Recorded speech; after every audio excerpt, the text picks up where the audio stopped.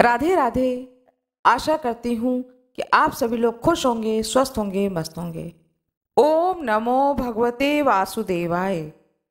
भगवान श्री हरि विष्णु की जय हो, माता लक्ष्मी की जय हो।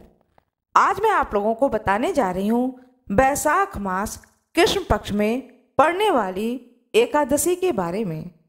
बैसाख मास कृष्ण पक्ष में पड़ने वाली एकादशी को बरूथनी एकादशी के नाम से जाना जाता है।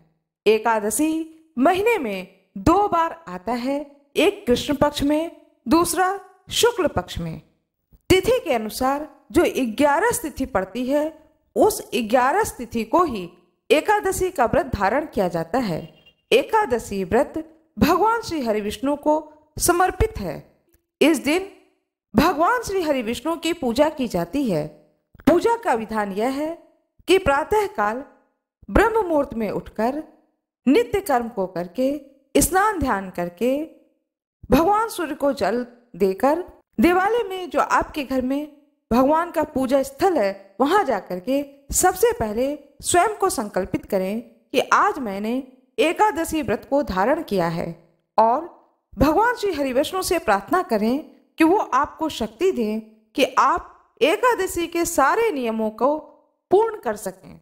श्रद्धा भक्ति के साथ में एकादशी के व्रत को धारण करें, विधि विधान से पूजन करें।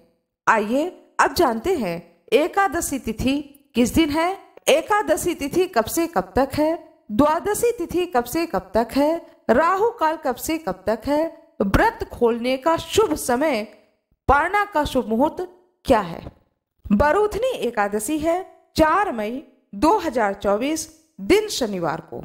एकादशी तिथि का आरंभ है 3 मई 2024 दिन शुक्रवार को रात्रि 11:26 से, और समाप्ति है 4 मई 2024 दिन शनिवार रात्रि 8:41 पर। यह व्रत सभी लोगों का है। वैष्णव संप्रदाय, संत समाज, सभी लोगों का एक ही दिन का व्रत है। यह एकादशी, पूर्ण एकादशी एक ही दिन पड़ रहा है, जो कि दिनांक है 4 मई 2024 दिन शनिवार। एकादशी का जो नियम होता है, एकादशी व्रत का जो नियम होता है, वह 10वीं तिथि से आरंभ हो जाता है और द्वादशी तिथि को समाप्त होता है। नियम इस प्रकार से हैं। 10वीं तिथि पर तुलसी पत्र तोड़ लेना चाहिए। 10वीं तिथि पर शुद्ध सात्विक भोजन करना चाहिए। 10वीं तिथि पर किसी भी प्रकार का क्रोध देने वाला भोजन नहीं करना चाहिए। जैसे कि 10वीं तिथि पर उड़द का दाल, लहसुन, प्याज, मांस, मंदिरा आदि का सेवन नहीं करना चाहिए। केवल शुद्ध और सात्विक भोजन करना चाहिए। एकादशी के व्रत को जो कोई धारण करते हैं, उन्हें भी कुछ बातों का ध्यान रखना चाहिए। एकादशी के दिन, व्रत वाले दिन बाल या नाखून नहीं काटने चाहिए। शुद्ध साफ वस्त्र पहनने चाहिए।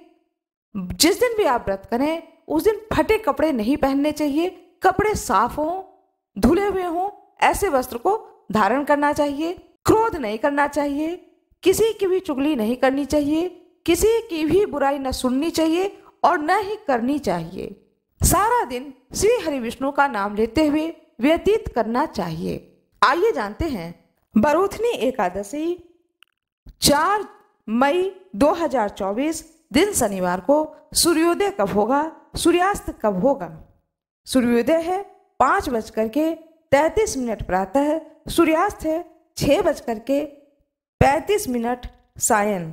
राहु काल का समय है दोपहर को 12 बजे से लेकर के 2 बजे तक। त्रिपुष्कर योग है सायं 5:37 रात्रि को 7:33 तक। द्वादशी तिथि का आरंभ हो जाएगा 4 मई 2024 दिन शनिवार को रात्रि के 8:41 से द्वादशी तिथि का आरंभ हो जाएगा। समाप्ति होगी 5 मई 2024 दिन रविवार को द्वादशी तिथि का समापन होगा सायं 5:44 पर। एकादशी के दिन पूजा का विधान क्या है, यह मैं आप लोगों को बताने जा रही हूँ। एक चौकी रखें जिसे कि गंगा जल से साफ कर लें, पोंछ लें, उस पर पीला वस्त्र बिछाएं, भगवान श्री हरि विष्णु की फोटो अथवा प्रतिमा जो भी हो आपके पास में उन्हें रखें, कलश रखें, दीपक जलाएं, धूप जलाएं, फल और मेवे का भोग लगाएं, अन्न का प्रयोग बिल्कुल भी ना करें, फूल हाथ में लें। भगवान श्री हरि विष्णु की पूजा करने के बाद में कथा को सुने। जब कथा सुने अथवा पढ़ें तो हाथ में पुष्प अवश्य ही लें। एकादशी की व्रत कथा को सुने, आरती करें।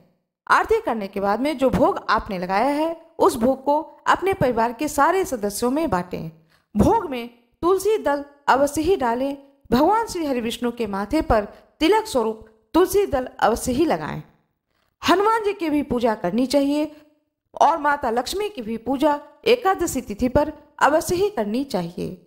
सारा दिन ओम नमो भगवते वासुदेवाय इस मंत्र का जाप करते रहना चाहिए। यदि यह मंत्र बड़ा लगता है तो सीताराम सीताराम का ही मंत्र का जाप करते रहें। समय हो तो रामायण का पाठ अवश्य ही करें। रामायण ना पढ़ पाए तो आप सुंदरकांड का पाठ करें। पूरा रामायण तो कोई भी नहीं पढ़ सकता है, तो बहुत लोग मास पारायण पढ़ते हैं। 25 मिनट का समय लगता है, तो वह 25 मिनट का समय दे करके प्रत्येक दिन एक एक पारायण को समाप्त करते हैं और रामायण जो है वह 1 महीने में समाप्त हो जाता है, जिसे कि मास पारायण कहते हैं। मास पारायण रामायण यदि आप पढ़ते हो तो रामायण का पाठ करें, न करते हो तो कोई बात नहीं है, सुंदरकांड का पाठ करें। इस तरह से अपने समय को भगवान श्री हरि विष्णु के चरणों में व्यतीत करें। रात्रि में भी जितना ज्यादा हो सके भगवान श्री हरि विष्णु का नाम लेते हुए बिताएं।